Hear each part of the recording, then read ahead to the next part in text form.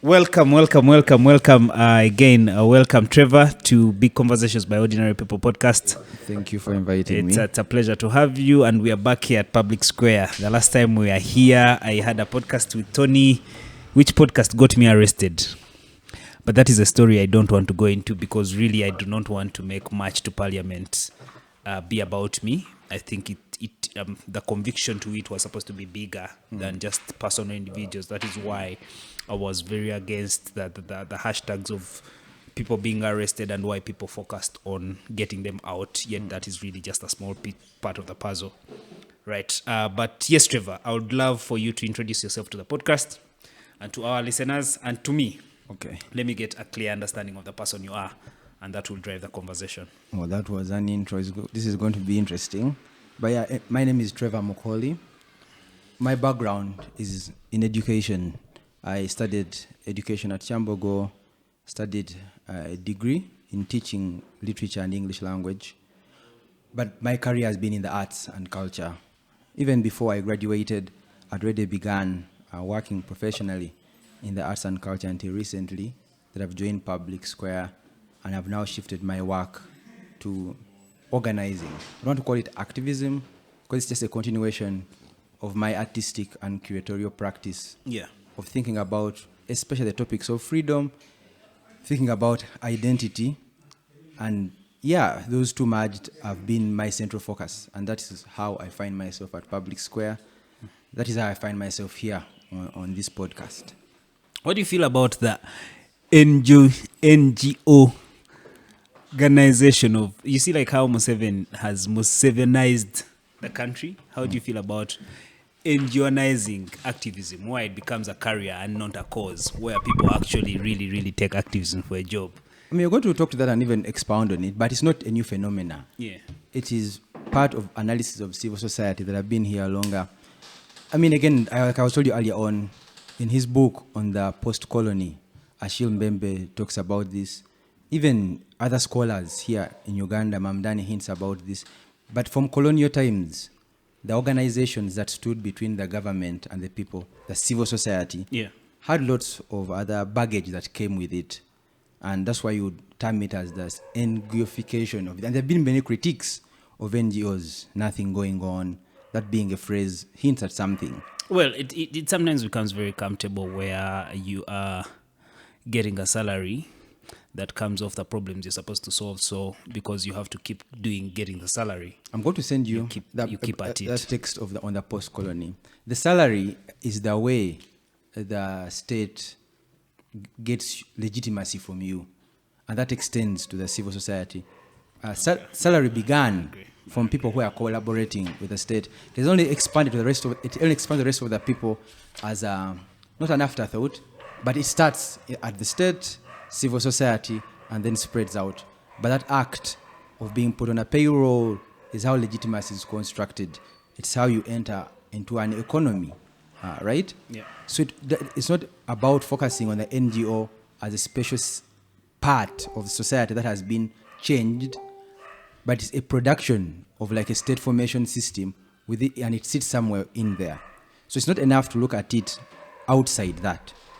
And also not even to get carried away, and I promise I will do this. The text that I asked that we read on this as we begin. Yeah, let's go into that. It will sort of like help us understand and give us a deeper perspective. And we have already together, step by step, it answers most of these contradictions that we see in the organizations we hope will improve lives, will make, it will improve our humanity, our dignity, and improve our freedom. These organizations we sort of like look at to do this, and we wonder why don't they do them? Mm-hmm. From the country itself to NGOs to private institutions. But let's not forget that these things don't exist outside people.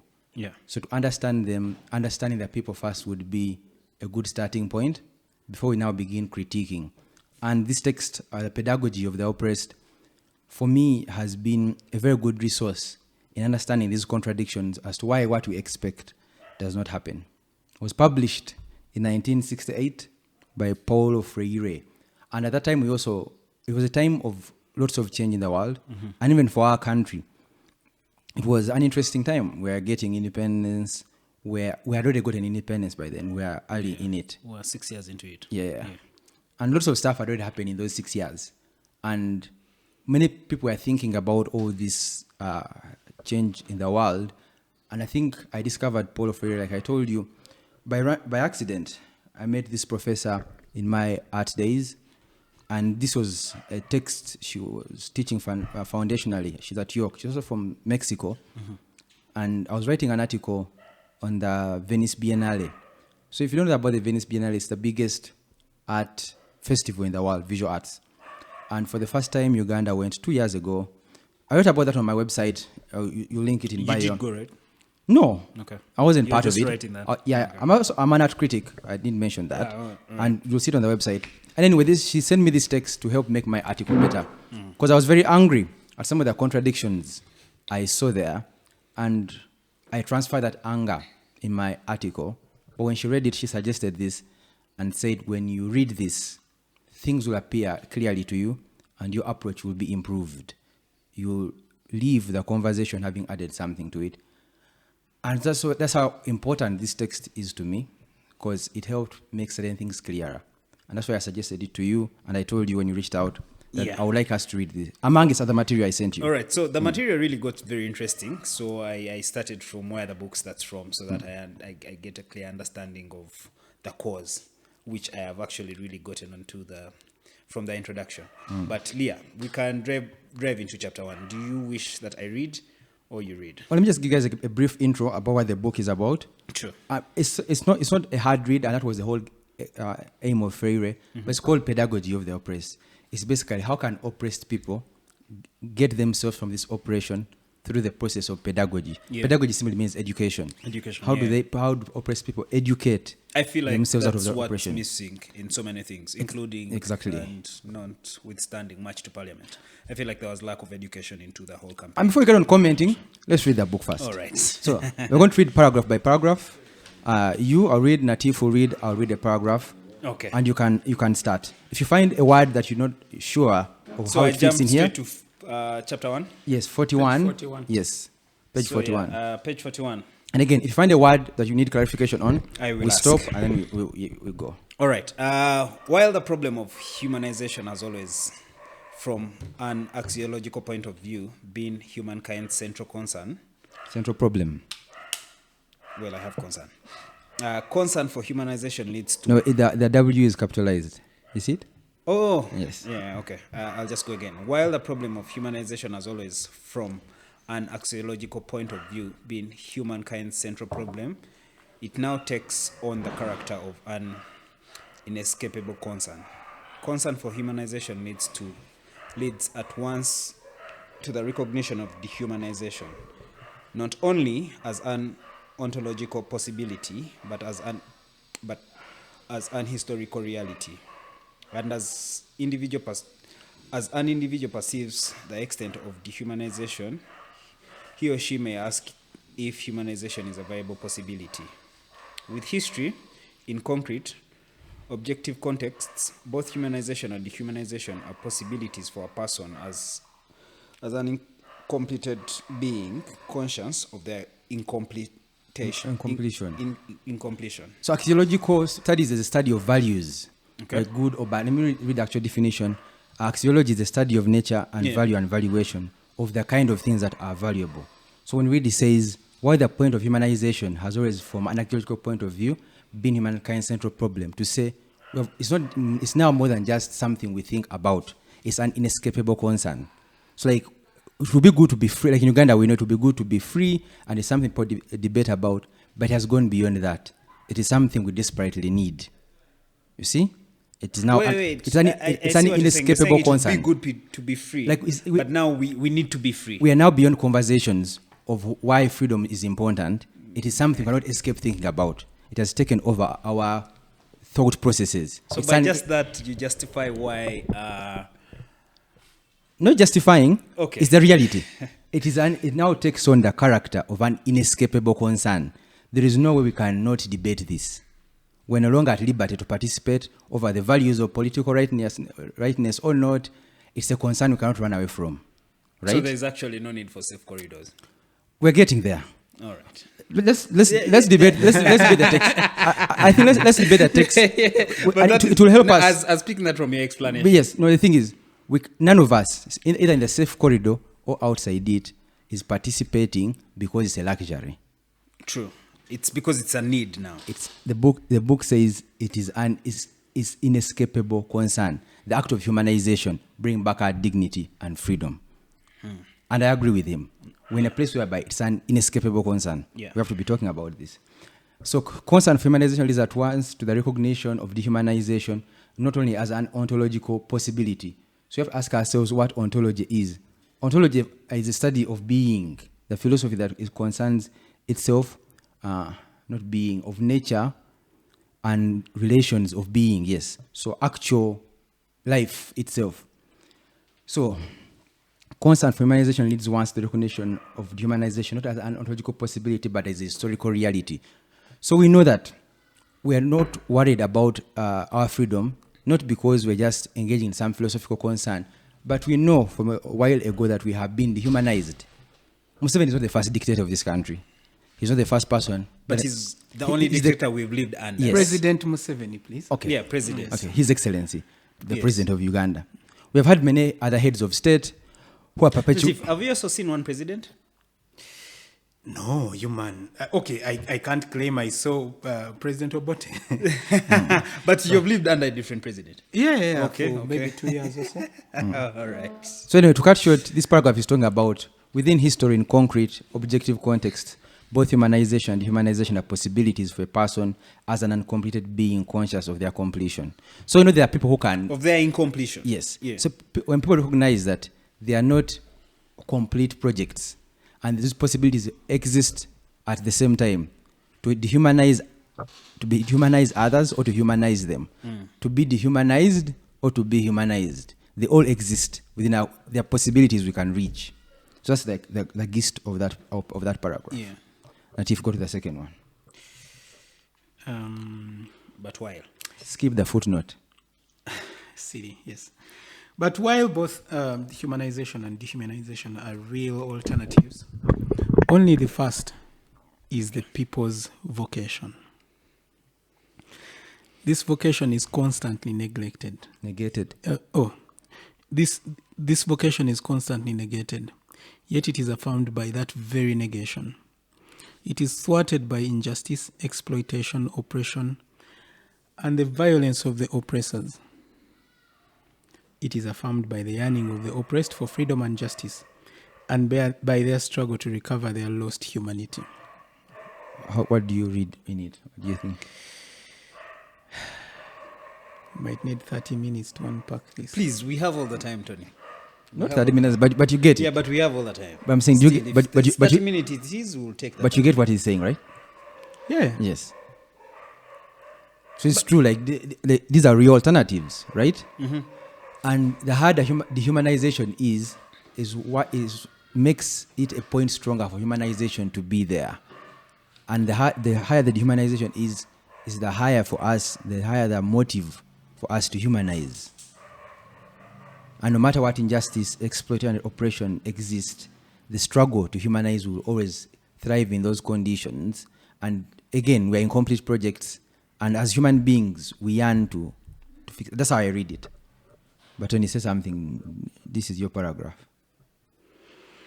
But while both humanization and dehumanization are real alternatives, only the first is the people's Vocation. So humanization. vocation. in this case. Yeah. But I've read this paragraph quite a bit, and I come from a different side. Okay. Dehumanization is a people project.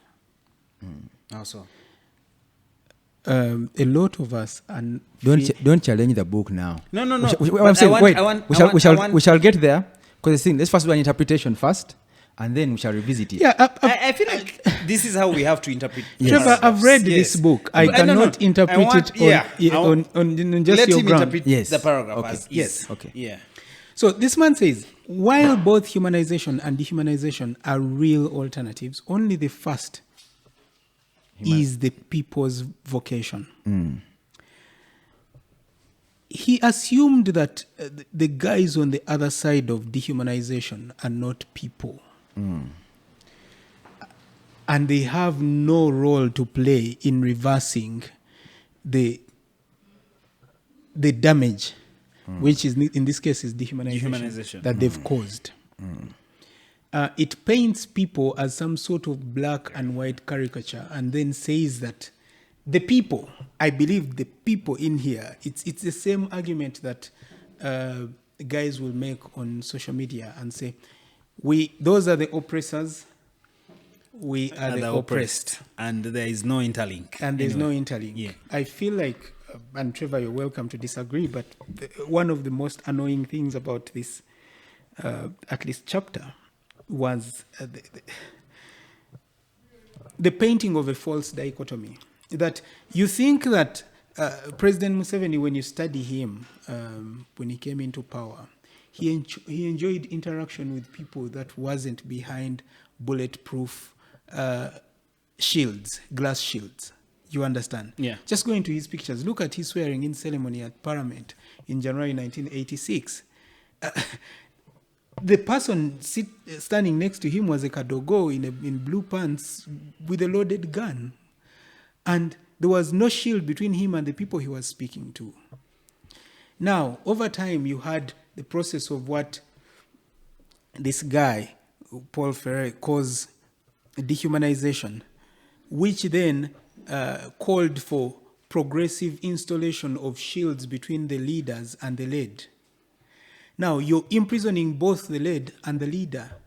And then you're saying that it is the role of the led who are now dehumanized to actually humanize the vocation. But you forget that the person behind that glass shield... This chapter is going to answer all those concerns. ...is also held up in jail.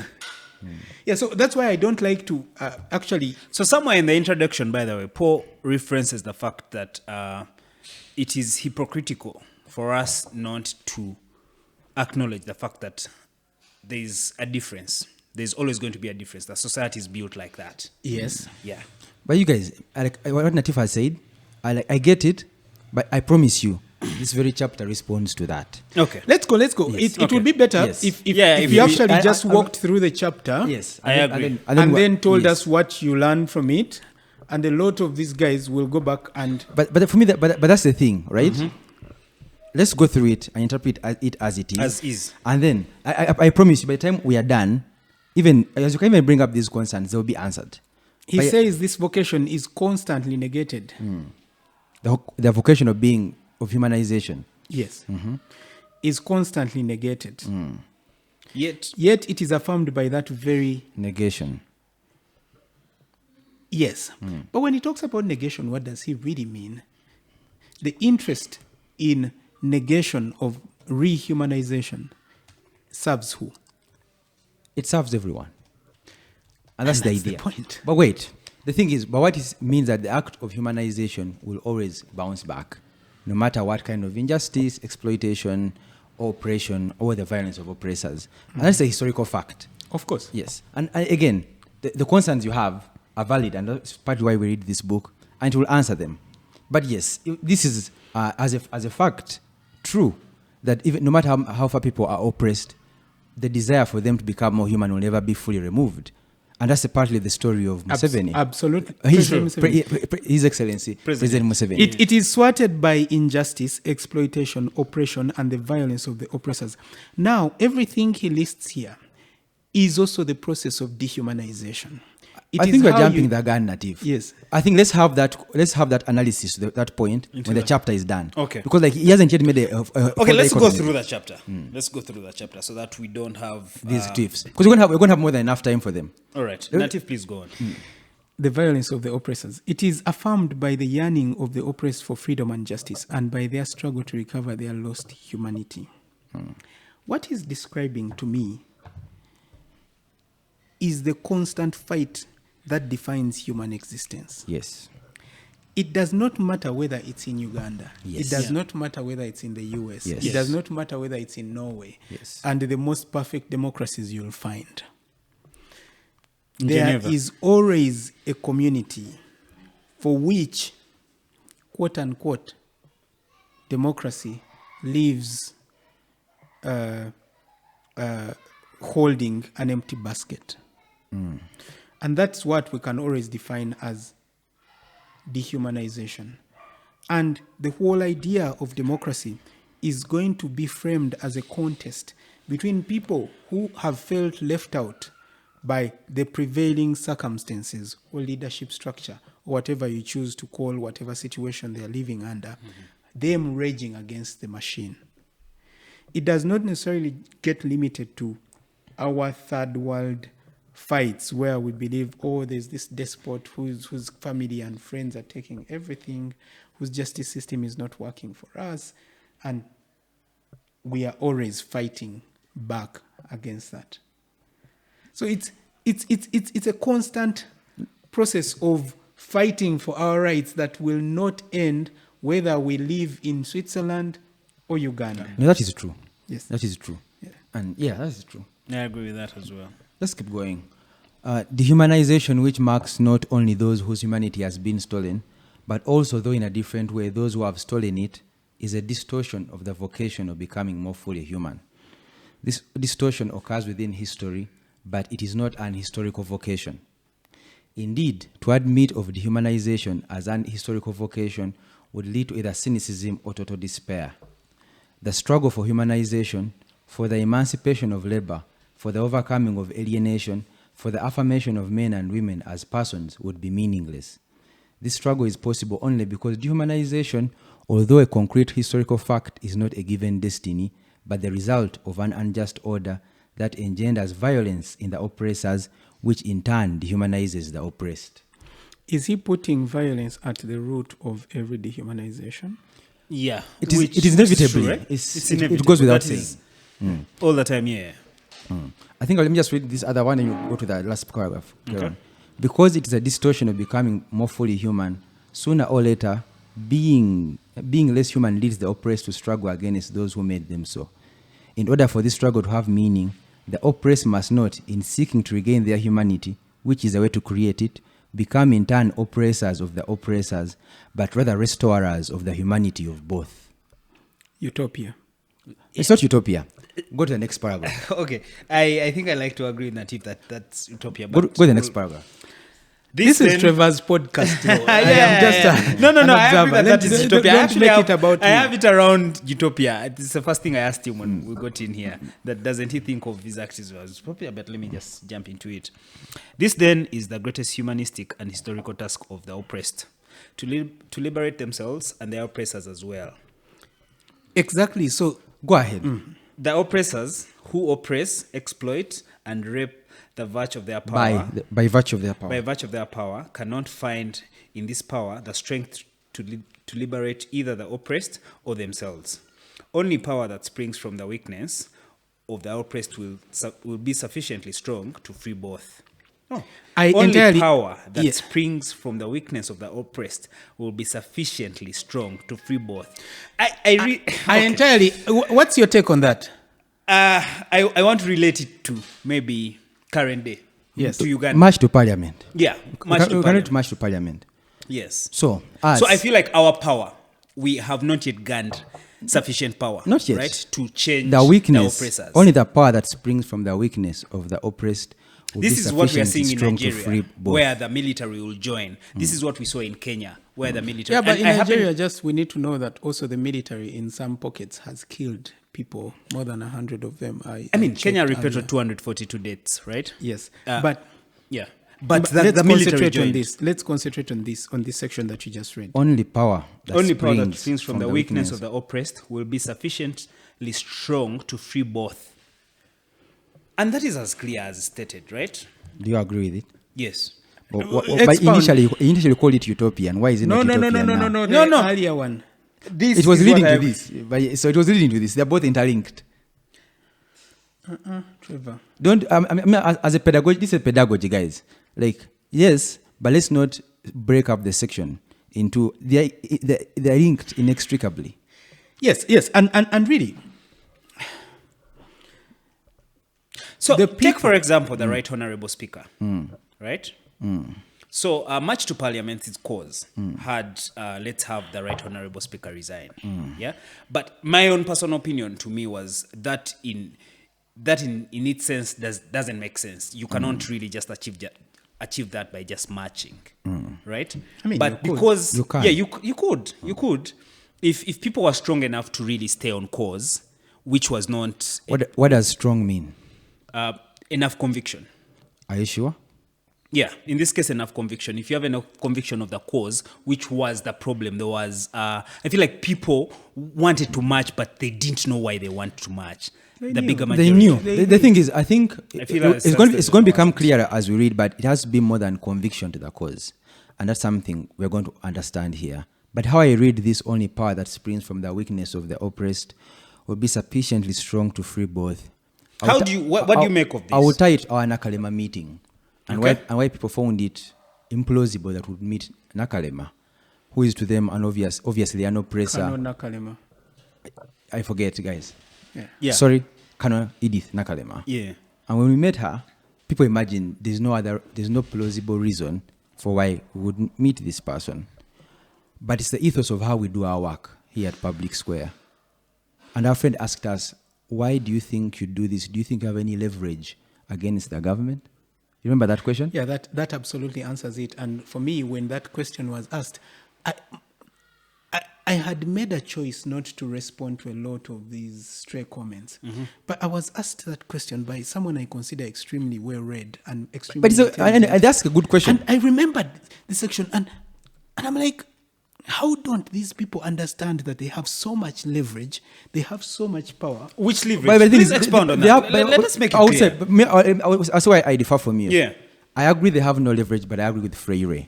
Like what? And I'll give you an example. Let's focus on a Nakalema meeting. Our call. Kano. Yeah, Kano. Nakalema's meeting. So we go there to this meet. What leverage do we have against Kano Nakalema? We are coming, we are not even negotiating. We are approaching her to resolve a situation together that seems difficult for the both of us. There were rumors around the charge sheets being amended, and everyone was antsy about that. Which she confirmed in the meeting. Yes. Which meeting we actually didn't call. Yes. We didn't call this meeting. Yeah, and we we invited invited to her. the Also, meeting you have and to really told put that it in all other point. activists were going to be there. I'm tying it. Let me sort of like tie it back to this. So when we meet her, Okay. we have this meeting. We tell her these are not terrorists. These are not imperialists getting funding. These are innocent people that should not be subjected to an unhashed system that ping-pongs them around and keeps them in jail. Trevor, I think And that I'm- is and I- still a bit surface, right? No, I'm going to tie it back. Okay. And give me a chance. All right. So we go through this and we tell her the charge sheets are false, procedure is not being followed, go back to the social contract. If you have any influence, make sure that the right thing is done. We have no leverage for that, right? We have no power to compel the Kano to do anything. We are coming from a weak position. But by engaging in that act and accepting to be part of that, because there are very many reasons not to, given the whole, I think, backlash Yeah. that has been received, there was no incentive for us to do this. And there are very many other activist friends and colleagues and comrades who are invited to this platform, and they rightly feel like they cannot be associated with this person because they believe they have nothing to do with them. They cannot sort of like touch the oppressor. It would look good. It's not kosher. Given the question they ask us, so in their heads they don't believe this. They believe for you to sort of like have movement, you must have the tools of compulsion, right? But it's what Freire says. Like it says no. The people who will actually liberate the oppressed are the oppressors, and they'll be coming from a place of weakness. And he goes further to explain how this will work. But when I see this, I see it in a kind of work. We don't have the tools of compulsion, but just a radical belief that there are people within the social order who are interested in collaborating to make things better. And that if they reach out, Yeah. we can work together. That's one thing, right? But also, the good calling could have reason, right? For every, be it Black Lives Matter, right? For that protest, there's always going to be goons that are going to probably loot and whatnot. So for them to have for the good colonel to call you out and be like, you know what, let's have a meeting. It could be because she's really, really, really looking out for the intelligence of the country to secure the country. So it's just not about being oppressed. She could fail to see that point of view that you are oppressed. No, that is true. It could really be about the security of it all. That how do we prevent? But that was her. Isn't this a case you present that was her angle. corridors? No, that was her angle. Okay. What you said, that was the colonel's angle. That's why we're there. That is her job. And her, she's paid. And rightfully so. Yeah, she's right? paid to maintain a sense of calm, no matter what the circumstances are. And again, sort of like clarify, there was nothing wrong with the guys marching to parliament. It was within their mandate. How it's a constitutional right, yes, right? The constitution yes, permits for yes. protests and... But again, this text will ground us in how to study these and how to study our concrete historical reality for us to understand why March to Parliament faced some of the challenges. Why it failed. I like to stick to the fact that but it failed. Why do you mean it failed? Because you see, That- it didn't achieve anything. But That you is can't say that. failing. You can't say that. We can't say You can't say that in good We conscience. have to say it. Why shouldn't we say what it? I'm saying, you have to challenge yourself. How do you know it failed? It didn't achieve any results. Do you have but do you have the empirical? What were the causes for March to Parliament? Let's start there. What were the causes? People were expressing. There were 7 causes, right? No. People were expressing, the first and foremost, people were expressing their discontent towards how corruption has proliferated in our society. True. Some of the people that I visited in prison gave that as their overarching reason. They said there are other reasons, but our most important one was to show how dissatisfied we are and we do not agree with any part of this administration and how it's running. So that was the overarching anxiety around March to Parliament. Now, you see, what I noticed, and I see this problem, Karen, from both the people who are largely state-affiliated people who are eager to label the March to Parliament a spectacular failure. And it's very difficult not to, because let me construct my point. Right. It's very difficult not to label the March to Parliament A fail. a fail, especially given the heightened tension that was in society in the lead up to that, and what Trevor likes to call collective masturbation of the people who are pushing, including ourselves, the March to Parliament hashtag. We got into a situation where we got high on our own supply. Totally agree. And we believed that the likes and retweets online somehow were going to match. I like that you say I've read this book, but you preempt things you're going to be talking about on the next page and it makes me happy. Then you go on. I've read this book, Trevor. Please continue. I've read this book. I love to expound on. I want to explain to Mark why this wasn't a failure. And it also wasn't a win for the people who thought it would be a win. So people got high on their own supply. They believed that they're going to fall on the street and in one fell swoop, the Speaker of Parliament would resign. I literally had conversations with 2 activists in the lead up to this when we were negotiating the safe corridor option. And they're like, no, we can't accept marching to Parliament and giving a petition in front of Parliament if she is not willing to resign immediately. And I'm like, do you actually understand that dictatorships, or whatever you perceive this to be, are not beaten in one wave? They're beaten in constant waves of defiance. Beat them with peace. Beat them with your perceived weakness. Keep coming and keep coming. Now, the state on the other side prepared like they were going to face 500,000 people because they've seen on one tweet 400,000 people saying, we march to Parliament. They see without actually knowing what the cause is. Yes. So for them, they're like, oh man, how do we manage 500,000 people on the streets tomorrow? 3 days to the march, they bring proper military wear. So, Tony, before you even go, right? You see, that cause of wanting Anita to resign is wrong. Because Yeah, but oftentimes it is protesters wanting to change who the corruption they benefits.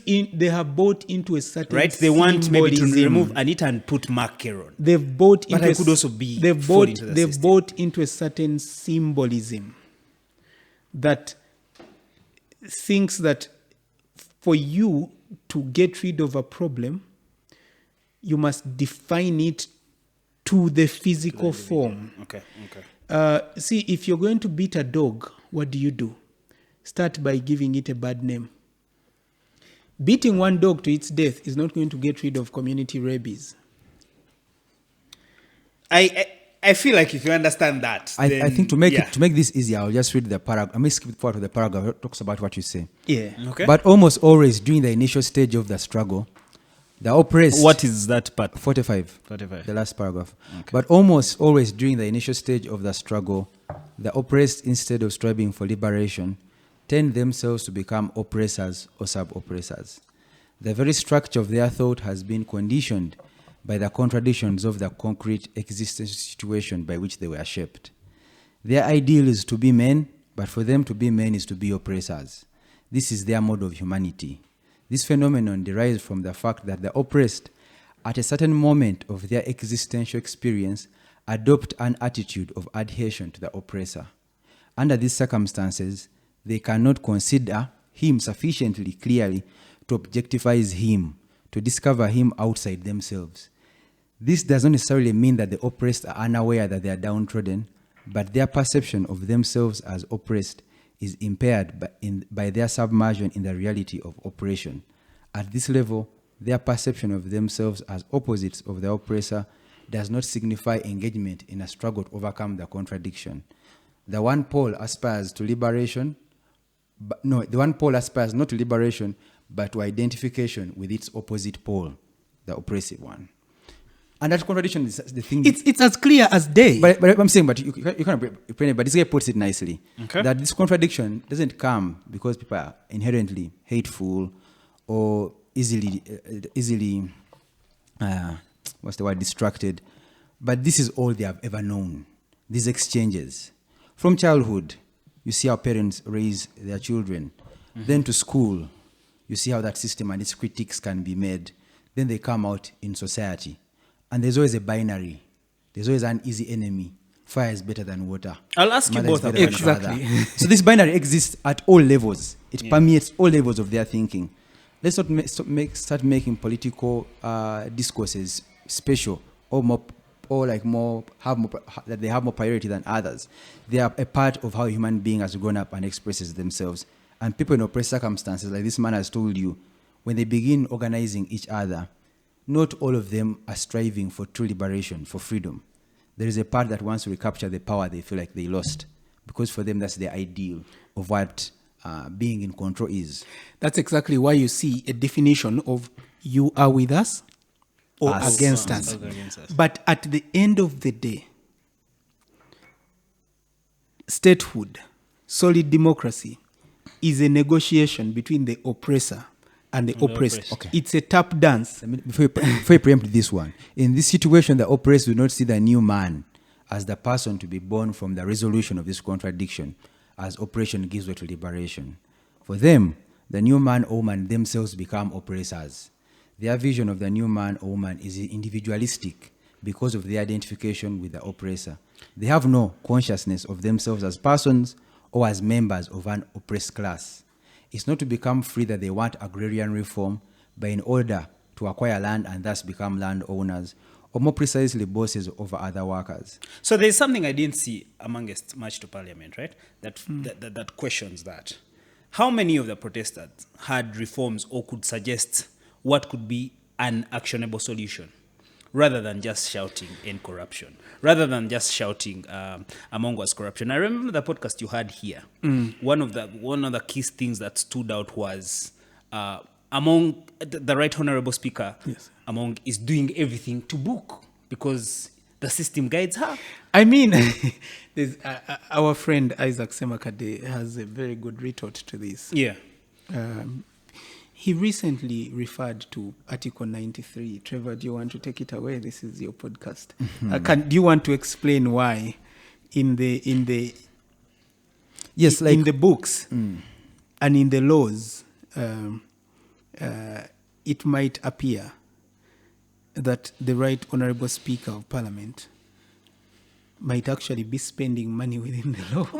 And even Honourable Mpuga might have gotten that money Within the law. Do you want to Okay, anyway. try and explain that? That's a conversation that might take us off of a very bitter But no. tangent. We have like time, and also Yes, I figured out a new sort of system. Okay. You guys won't go through this book, but I'll keep. We shall. We're going to go back to I'll the keep book, pointing. but you I would to- want please. it to be relatable to whoever is watching, so that So we anyway, can connect to it. So Article 93 thing, if you're interested, Yeah. Semak had sort of like broached it recently, and basically it stipulates that the president is only last financial authority in the country, and that all decisions and financial impropriety rests with him, right?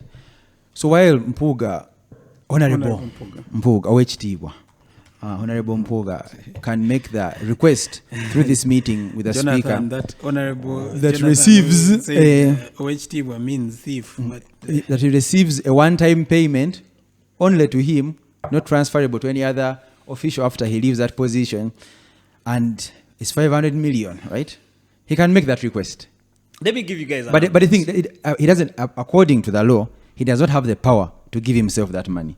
The person who does Is the president. is His Excellency. and So, there's really after you let me just give you an update, by the way. After your very, very, very strong fight of trying to portray how much and how corruption is happening in Parliament by showing us how individuals are drafting money, Which is wrong, money yes, is taken to personal individual accounts. Right now, it's very hard to prove it. Right now, Parliament can draw money directly from BOU. So that was the solution they got. I get this from friends of mine who are. But it's unreliable sources, Karen. No, BOU came out we are and not going to denied really it, prove but, it. yeah. Yeah. But I'll tell you for a fact, I had these conversations because I knew I was going to have this conversation with you. So I extensively was talking to economists here and there. This person is my brother. They did not lie to me. And that's cliche to say because I'm having an argument here, but that is the solution. So again, it goes back to the fact that until we have reforms, right? Until the cause is about reforms and policies, that you will speak to me about a reform and policy that will make sense to me, telling me that go and march to get the Right Honourable Anita Among to resign is cliche, in my opinion. But I think that the more productive thing to talk about is maybe what we would consider reform on our end, because we're also in this space as public square. Okay. Right? We're also in this space, and this is something I've been thinking about. Yeah. Because it's not enough to say that there was a gap, right? What do we have? What do we suggest? Like, it doesn't matter if we sort of, and it's something that, again, we've had a brief time with Isaac, but the very few things he has helped show me that have clarified my thought process. And one of them is procedural democracy.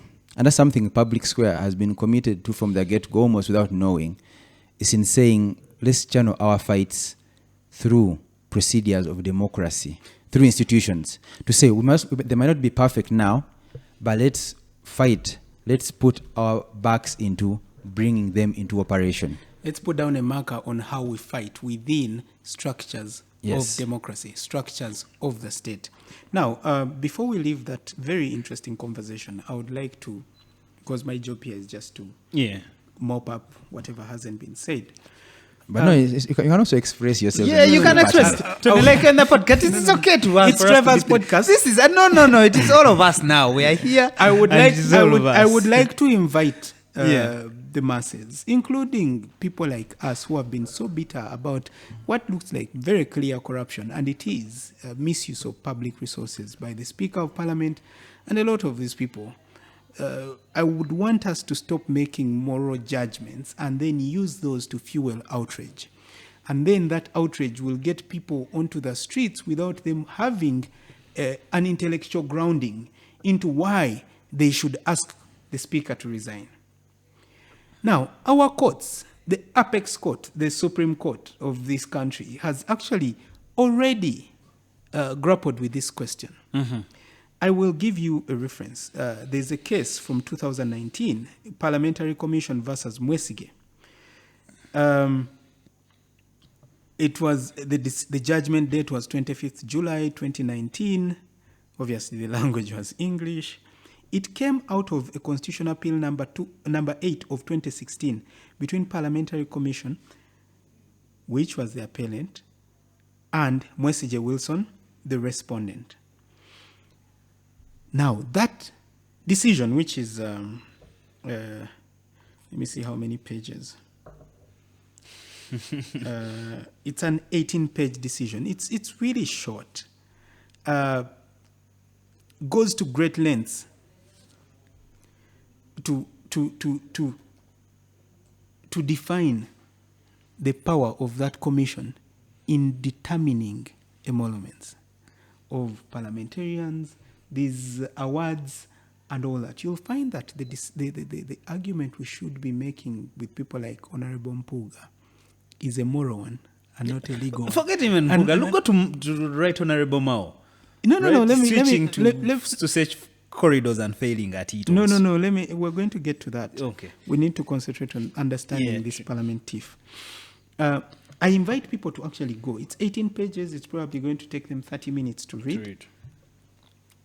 And hopefully, if they want, they can have conversations with people like Isaac Semakade and their next door lawyer after the lawyer has actually addressed themselves to the decision. Because oftentimes we have a lot of people talking law because they have a law degree and they've gone through LDC and they haven't interacted with the law that they're talking about.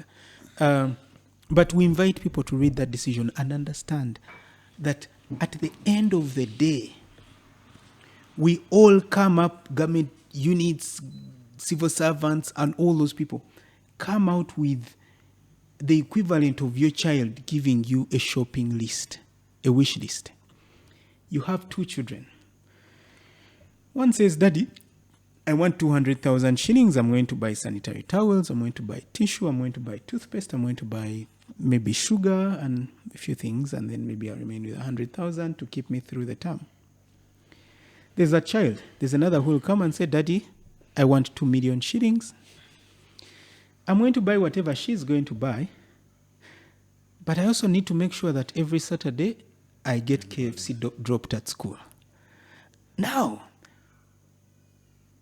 ultimately, whose job is it to pick and choose how much you give out? You, the parent. Yes.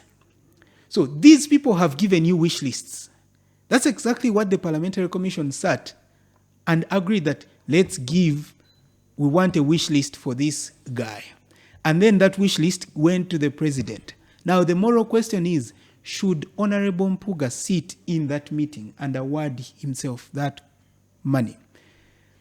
When you think about it from the perspective of a child who has come up with a wish list, then you would ask, is it proper for this child to sit there and give me a wish list? For them, it's no problem. But also, man, I get it. There's a distinction between the morality and legality of it, but the legality only gives us the procedures to address the moral question. Exactly. Because the thing is, there's no debate what he did was bad. Wrong. Like, it's bad. There's no reason you should take this money. But as we oppose that decision, we know that if we attach it from the moral ground point, we're not making anyway. The honorable will eat his money, life will go on, and we shall keep raging outside. We need to address it because the state is a procedural maze. Yeah. Well, and we know this for real. Yeah. The state is not straightforward. And this procedural maze is what most of these people use to avoid accountability. And enrich themselves. And if we never understand and attack it for the procedural maze it is, they'll keep eluding us like they have all the time they have been here, as we say, that this has been going on for too long. But this is why it has been going on for too long, that we have not yet merged the But also to an economy like ours, do we ever consider the role of informal payments? So Andrew Menda has that debate really on. But that tangent is taking us. The economy is such at a macro scale that let's focus on the actions that affect it significantly, and our political direction does. Our thinking about money and how we use it does. There's a reason Honorable Mpuga, felt like he could ask for this money, and that if he got it, it would be justified for him to receive it. Even if the state, typically through loopholes, allows for it, there's another feeling away from the legality and the procedures of it that makes him feel like this demand is justified. This is 500 million shillings. And sometimes, like I saw it from the Nairobi protest when Hanifa collected all this money, paid hospital, it was about 30 million, paid hospital bills, and around 9 million left as change. We have been desensitized to how much money the political elite are distributing amongst each other. And that's what Honorable Mpoga did, and those commissioners. But again, like you said, bargaining across political elite has how politics has been done here. Mm-hmm. And to critique it, I wish you guys had the bandwidth to read the book as we do. But the book... No, I want us to go back to But I'm saying we have to critique. Yeah. Let's not get dissuaded. That's the thing we have to critique. Because everything else is intrigue and chaff. Mm-hmm. But the core thing is the nature of our state has been constructed. Because we're not living in a present, just an everlasting present. We come from a history that has slowly contributed to these sorts of elite bargains, especially in a colony such as Uganda, a colony of as many nations with diverse histories such as Uganda. So I think that as we debate this, there is the topics are so complex that we might get carried away. And I told Natif this earlier, and I see your program. Yeah. We have to do parallel computing. It can't be sequential. The difference is with parallel computing, you solve a complex problem by breaking down into smaller chunks, which you solve and share and communicate and then produce a result. So that's public square. Let me finish. That is public square. Sequential computing. I agree. That's my idea on that. We solve it, but let's not get dissuaded. What I'm trying to, my hope for this podcast with you was that we try to get a better understanding, both from a historical angle of how we're in this position, and also to try and do what Karamaji did on me, amateur psychoanalysis, to know, to understand why people in much parliament have behaved the way they have, why the political elite have led them to sort of like converse why the political elite have ended up in this position. And then 3, to garner some insights that should improve this action, because there's no way we can do without it. Like we said, this is an inescapable concern. Whether you want it or not, guys in Safe Corridor, guys in Agora, guys who are not with us, guys who are in NOOP, guys who are in FDC, guys who are in NRM, we have no option but to fix this. We cannot escape this conversation. And that's what Freire says here on yes. Yeah. It's an inescapable concern. Yeah. And that's, again, we might have tangents, but I want us to steer to that overarching theme. Absolutely. Take it away. It's your podcast. Okay. There's an article that came out in Sunday Monitor. Before I read this next paragraph, it was by a Dr. Jacob Katumusiime. You saw that article. I have it. I have not seen it. People have been discussing it on Twitter. There's a man, Justice Hunter. I think you know him. He's a diaspora noob dude, and he spread it on his account, and it went viral. And basically, Dr. Katumusiime was saying that activism has hit a snag because Ugandans have failed to define what freedom means to them. If you have it, read it, please. Read the first paragraph. I can't find it. Please find it. Someone sent it to me via WhatsApp here. It should be easily accessible. As you're finding it, in that case, I am saying, so in this really strong awakening, right? Isn't it safer? Is it an awakening?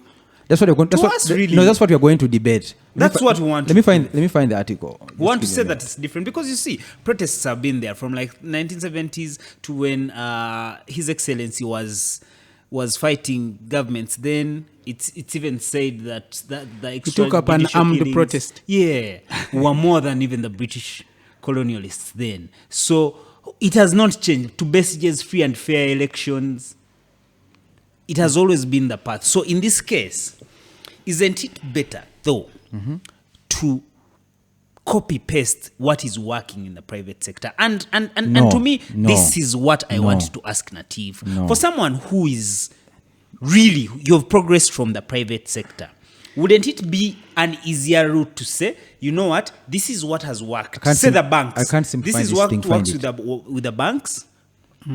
Apply this. This is a bad. Ask Ramadan to apply something like that. But this is a bad question because it presumes that will present something like a solution. The private sector comes from the public sector.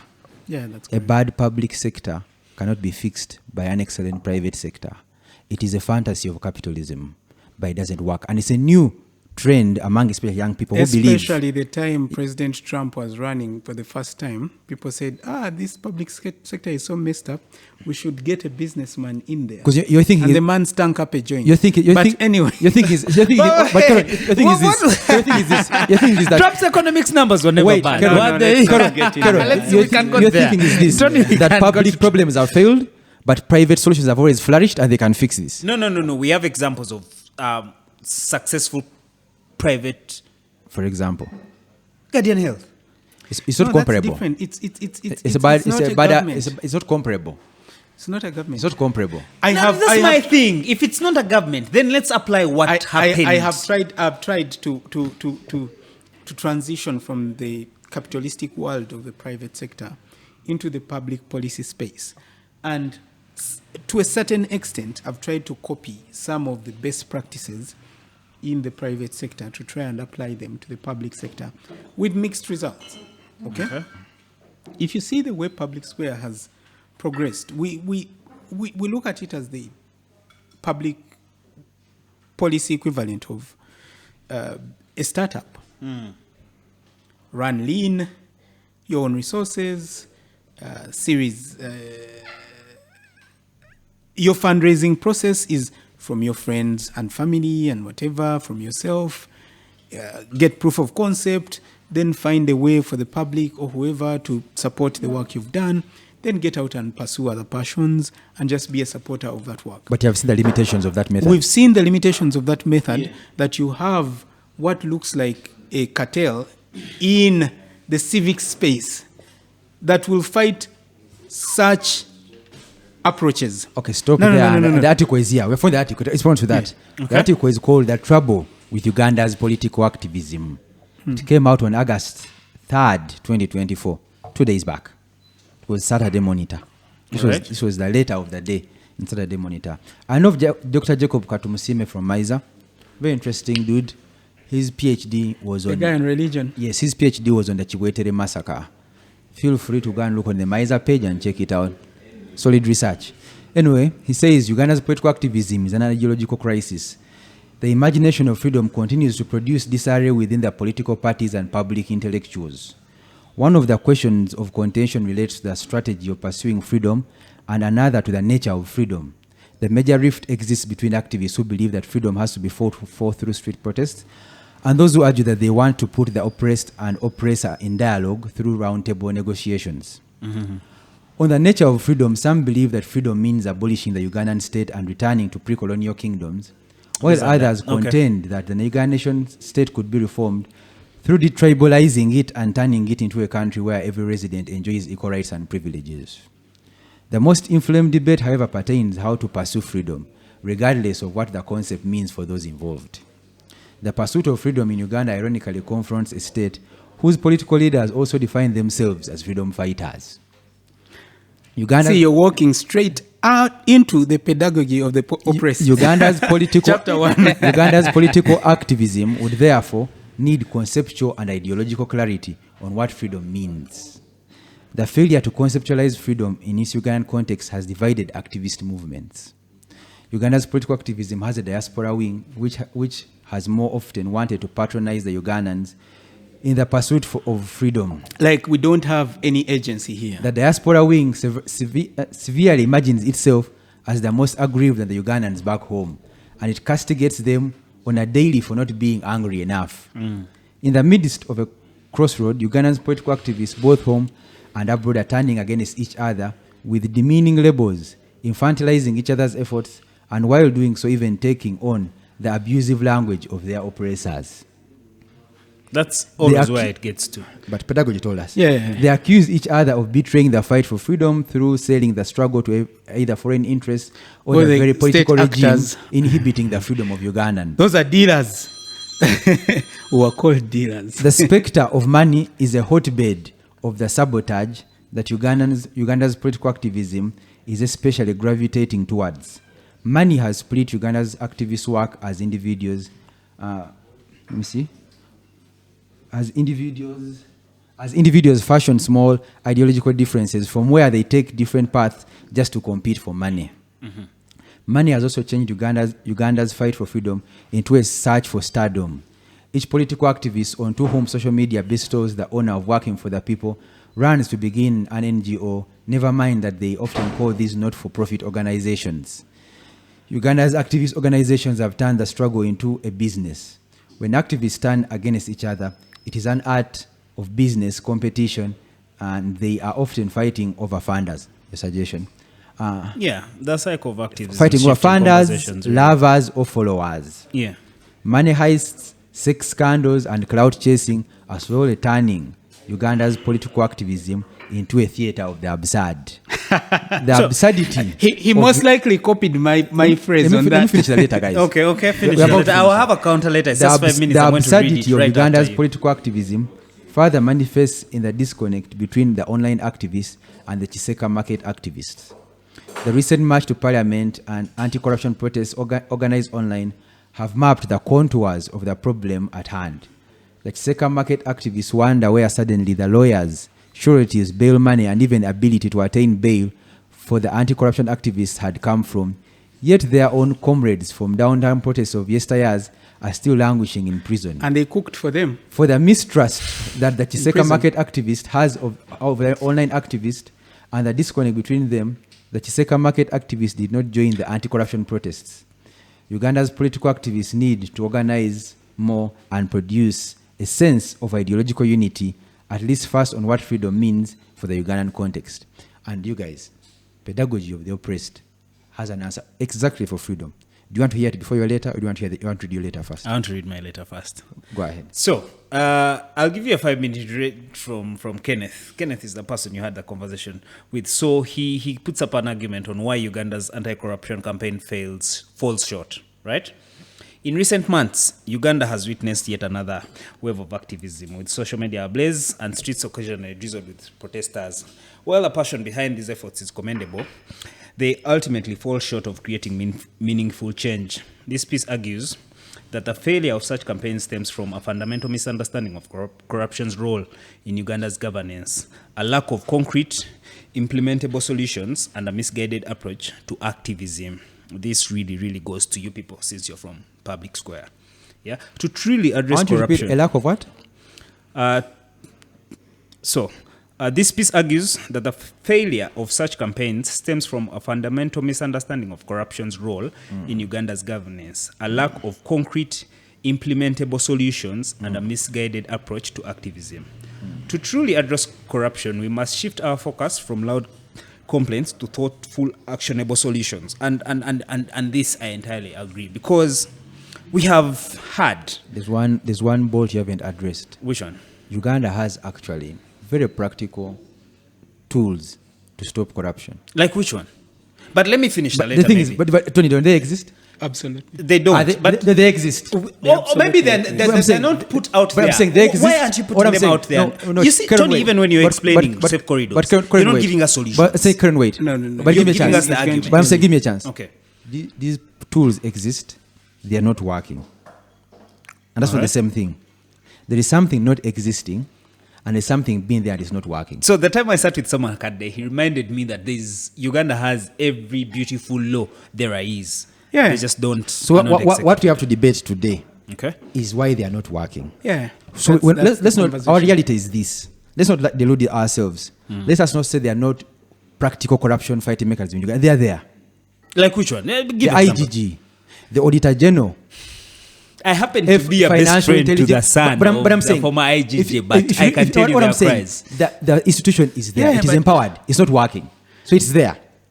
You see, the people who fall out of favor with the state will be hounded for corruption and all manner of sins using the very laws that we say don't work.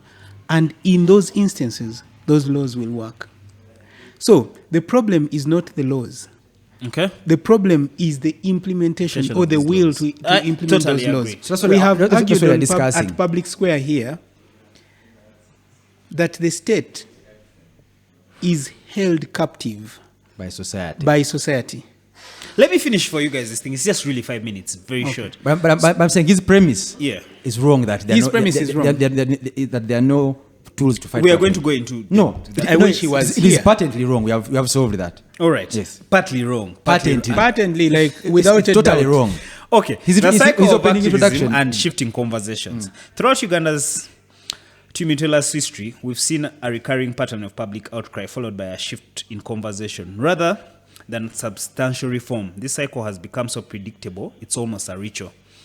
In the 1970s, it was extrajudicial killings under Amin and Obote's regime. Many argue that Museveni's regime's extrajudicial killings are only second to the British colonialists. When Museveni took power, the focus shifted. So it's not president to you anymore? When President Museveni, no, it's president all the time. When President Museveni took power, the focus shifted to demands for federalism, particularly from the kingdom like Uganda. Then another one. Read that again. When President Museveni took power, the focus shifted to demands for federalism. No, that's wrong. Federalism. Tell that man to read a book or spend some time at public square. Please respect us here. No, it's false. But that is it is true. false. How false? When did the Kabaka crisis happen? Before Museveni or after Museveni? After Museveni. No, Please. 1966. Delete that document. Let's go back to pedagogy. No. I'm saying we have No. I'm saying Okay. we have limited time We here have- in this podcast. yeah, but this is just 5 and minutes. I'm saying we can get The back to debating. arguments. No, this letter is wrong. And I'm personally, Okay, that is wrong. I'll agree with you. If a document on its foundation is wrong, I'm not going to waste time reviewing that house. Okay, let's go to the limitation. This is now not getting Okay, this is now with the history book. I'm saying personally, it's an affront for you to expect me to consider this only as verifiable historical That's facts. wrong, and I'm shifting away from this. But listen to this. Listen to this. Listen to this. Listen to this. Okay. The limitations of activism as a mode of change, right? Activism, while powerful in raising awareness, relies heavily on public mood, a fragile and inconsistent foundation for lasting change. You're The defining activism very narrowly. as you're as it seeing, is, as we are seeing what you're it. seeing Because that is today- what has No, happened. You guys. Trevor, Here we have Dr. Katumusiime. He's a fellow. He's now teaching there. His article flows in such a way that touches even on our March to Parliament thing, right? I say, let's not get dragged down into the higgy-hag of this man. It is clear he has some education to do and history. So Yeah. I'm saying let's avoid that. With just one point. No. Now we are being like No, the people okay, online. Trevor, allow we are the being man. like Don't- the- okay. But We're being like the people online. I'm saying, Want to be part of the online junta. guys, but I'm saying, let me make the distinction, right? We are being Karen, like a Karen, common let me make that distinction. Okay. If you have read history, Yes. Uganda's history, you cannot say with a straight face that the case of federalism began Started with President Museveni. Museveni. Okay, If you- it does not what start. I'm saying, if Even you- in this article, by the way, it doesn't know it starts. No, read that sentence again where he says it. When Museveni took power, President Museveni. when President Museveni took power, right? When President Museveni took power, the focus shifted to demands. Shifted. Focus I'm saying, so you expect means that all these things are going around, but focus. What I'm saying, you cannot expect me to take a man who says that after President Museveni took power, the focus shift to federalism. I can't take you seriously. It's absurd, but It's anyway, absurd. out of respect, Yeah. please finish the letter. But- and yeah. annoy us a bit more. Yes, Give us out a of- reason out to do of more respect, civic exactly, awareness. yeah. Out of Continue. respect, exactly. Thank you. So the guy is bringing these are my just wine. examples, random. We shall In the need early- some wine, of course. To get through this.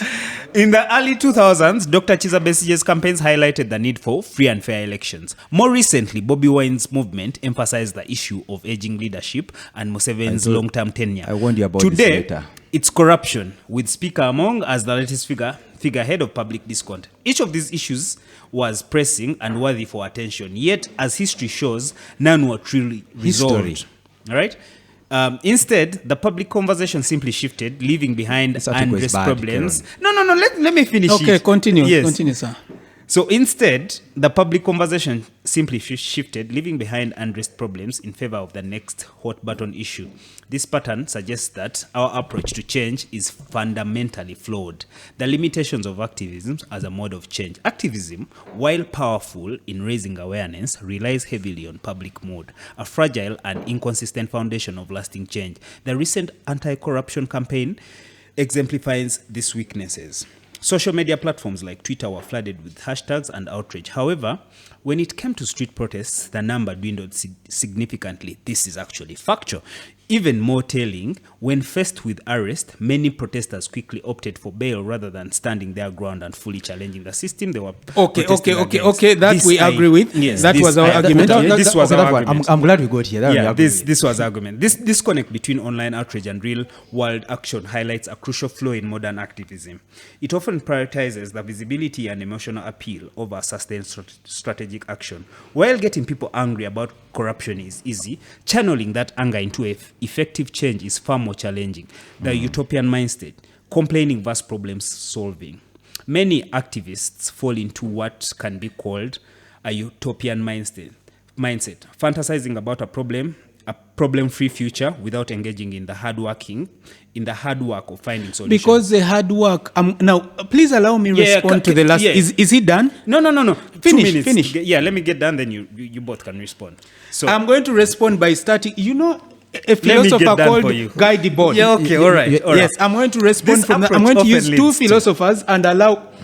We have right for mentees this here. podcast, by the way, after. This native's hot button issue. We have mentees here who have been asking us for reading materials. This approach often leads to demands for change without a clear understanding of what that change should look like or how to implement it.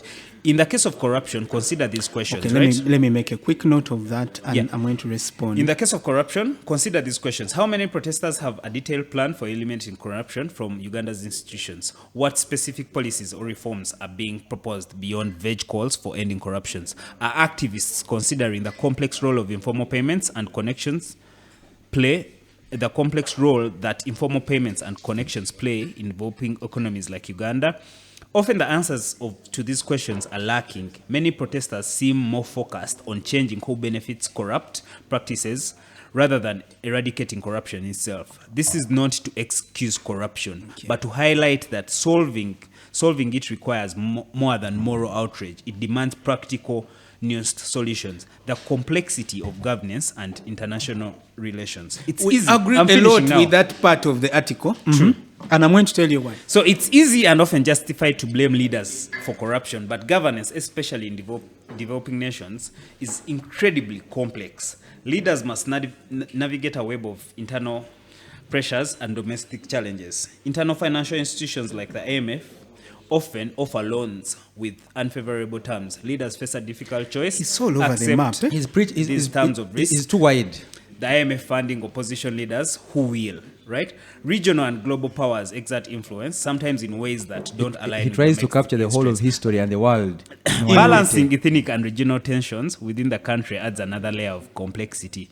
These factors don't excuse corruption, but illustrate why simplistic, just stop being corrupt narrative. He's right falls about short. that. Effective anti-corruption efforts must account for these complexities. The real issue, incompetence in leadership. And this is what the campaign should have addressed, which it did. No. 1 minute and we are done. You guys President know. Museveni is not an incompetent So, leader. He is. No. He is. No, I'm going to make President an Museveni is an argument. incompetent I'm going to make an argument. Okay, but that time is going to come. Trevor, President you cannot Museveni argue. Is an incompetent I'll also leader. make my argument. Make your argument, I'll make mine. There is that green bottle. Just put for me. Reducing it. We just Let made me this finish, argument Tony, and earlier. you're noting down. You're noting no, down. the thing is, mine won't be reductionist. Make We yours. will even go It is away a from this reductionist later. argument. But no, say, Trevor. mine is not his. The real issue, incompetence in leadership. While corruption is a significant problem, it is more accurately a symptom of a deeper issue. Incompetence in leadership. Improving service delivery and efficiency in public institutions that does not necessarily require a complete government overhaul. This is something you agree with. Solutions can be A implemented lot of the later at parts of that article, I various kind levels. of. Some are very Drawing problematic, inspiration though. from successful private sector models, this is something I've been trying to explain. Instead of simply complaining about long wait times at these are like examples, right? So let's take them as examples. Instead of simply complaining about long wait times at government hospitals, why not study, propose an efficient patient management systems used in private hospitals? This is exactly why I posed that question to you. So rather than just bemoaning the poor state of roads, could we not Build organize some community roads? efforts to maintain local infrastructure, No. as seen in some rural communities? Because this happens in my village in Karure. But should it? When faced with inefficient public services, why not look at how maybe banks This is and victim private blaming. utility companies manage customer service and propose similar models for their government offices? This is what Natif is championing. These approaches require more effort than tweeting or protesting, but they have the potential to create tangible improvements in people's lives. I wish The that end guy is was here. here. Mm-hmm. The end is here. But don't worry. This was given to me yesterday. We had a very complex, because as having this copy, so I probably would take his Okay, name, but I have continue. mine. Get to the end. The double-edged sword of NGOs and civil societies, organizations, right? While non-governmental organizations and civil organizations often position themselves as drivers of change, their role in Uganda's anti-corruption efforts is complex and sometimes counterproductive. These organizations, often funded by international donors, can inadvertently hinder genuine grassroots activism and systematic change.